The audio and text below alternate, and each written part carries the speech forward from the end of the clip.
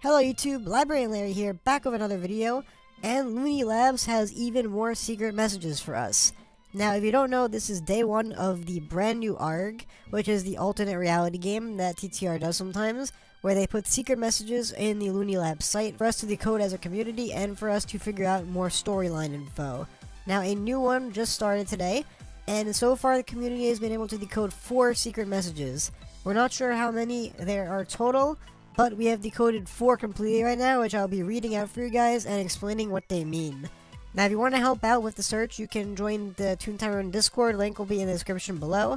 There's an ARG chat on there that's currently trying to figure out all the puzzles involved in this ARG and figure out the next steps. So without further ado, let's get into the messages. And the first one is the Pocket Watch's Flaws by Dr. Surly. Despite being the most advanced piece of toon technology I've ever created, my Pocket Watch is far from perfect.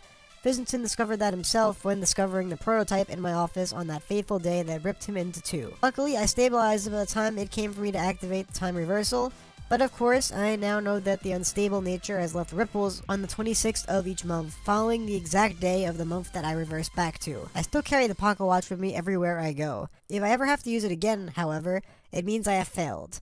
That day cannot come again. It must be prevented at all costs. While we are working on putting Fizzington's plans into place to undo the 26 anomalies, in preparation for the day, I hope I will never arrive again, and so that I ought to look at several other flaws of the Pocket Watch. In this particular research, I have decided to study a malfunction with the hands of the clock. Document 2 is Explaining the Unexplained by Dr. Surly.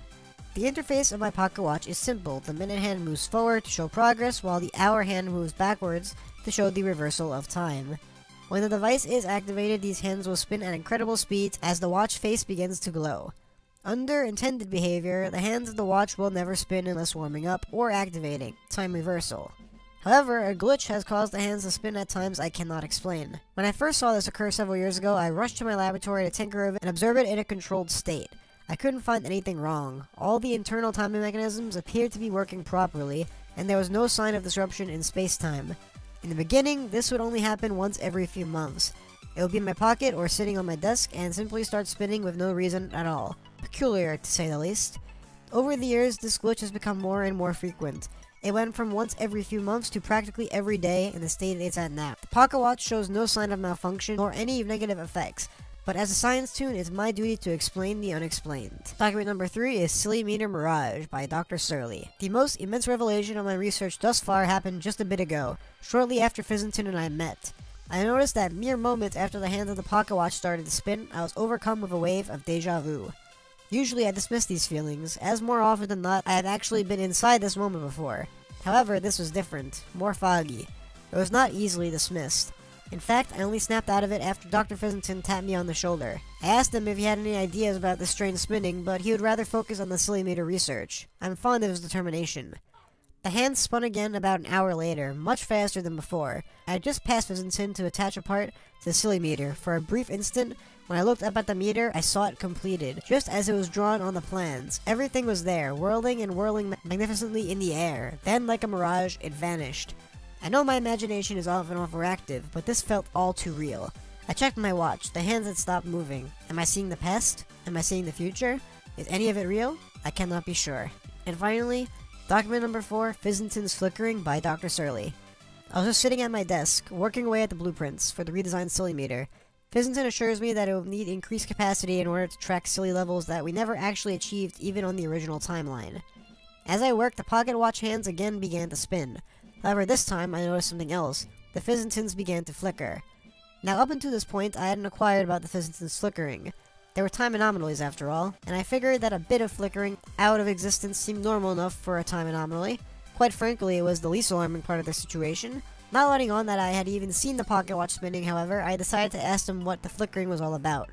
Fizzington, when you flicker, what do you see? What exactly is happening to you? They dodged my question. Don't mind it, Doctor. Have you completed the new design of the Slap Happy safety valve yet? At that moment, the Pocket Watch stopped spinning, and just like clockwork, the Fizzington's flickering ceased. While I may not know the cause to my spinning Pocket Watch, I am a step closer to discovering the root of it. I have a feeling that the Fizzingtons know more than they are letting on about my glitch. Whatever the cause may be, I now know one thing for sure. When my Pocket Watch is spinning, the Fizzingtons are flickering. So those are all the messages that we have so far.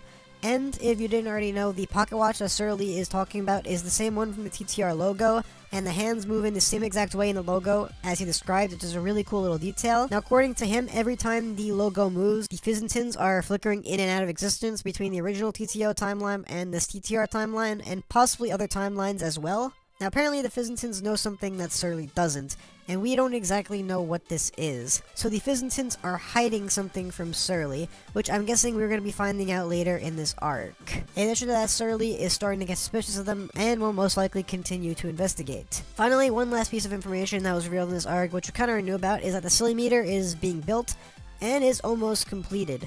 I have a feeling the Silly Meter will be added extremely soon, most likely this month or in May. And then once the Silly Meter is completed, a lot of new lore will be coming with it, because so far all the lore has just been building up to the Silly Meter, so once the Silly Meter is activated, we can move on to the next part of the storyline. So that is all I have to say for now. Thank you so much for watching. Again, join the TTR Discord if you want to help solve the puzzles, and subscribe for some more Toontastic videos coming soon, including more daily update videos when we find more parts of the arc. That's it for now. Thanks for watching, and I'll see you guys next time.